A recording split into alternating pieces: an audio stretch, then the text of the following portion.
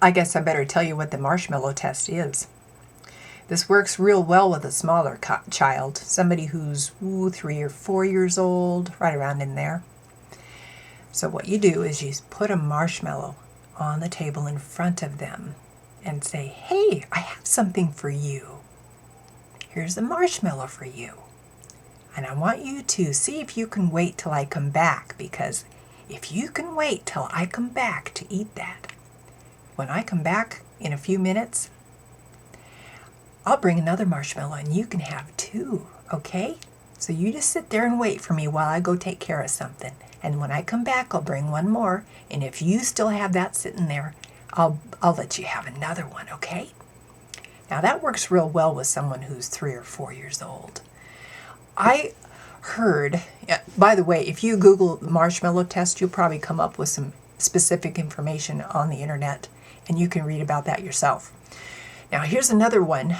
This is the same principle, but they used Skittles. Now, as far as I know, this had to be 35 or 40 years ago, but I saw something on TV about it, but I just want to tell you about it because I am fascinated by this.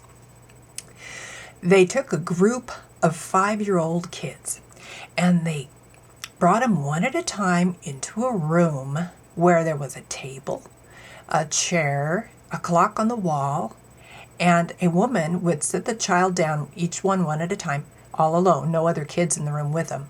Set him down in a chair, and she would put a plate of Skittles candies on the plate in front of them. There were 7 candies, just 7.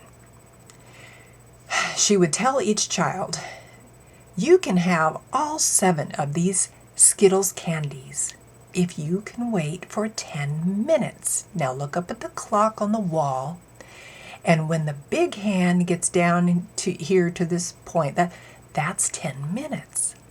But if you can't wait, I'm going to put this bell right here for you, and I want you to ring the bell, and I'll come back in, and I will let you have just 2 if you can't wait for the whole 10 minutes. Okay? Now I'm going to go out now for 10 minutes. If you can wait the whole time, you get all 7. Okay?" She would leave the room. And of course, you know that there was a camera on those kids. And so they would watch these children. In the camera, you could see these children suffering. They would look at the candies. They would look at the bell. They would hold their hand over the bell, almost ring the bell. They would breathe hard. They'd look up at the clock. One little girl acted like she actually prayed for help. But it was very, very difficult for all of these children to wait. Some of them blew it. They rang the bell and just settled for 2 candies. Some of them did not ring the bell. They waited. Even though it was hard, they waited for 10 minutes, sitting there looking at those candies.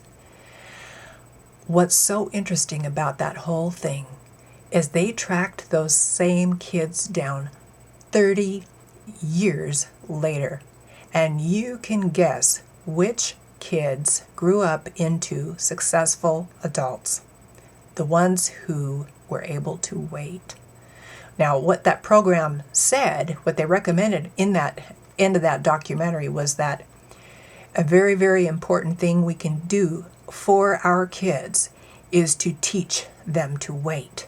Not all people naturally have the skills for delaying gratification, but it's something that we can teach our kids. Now, do you love your kids well enough to teach them to delay their gratification? I hope so. They're a lot nicer to be around when they can control themselves.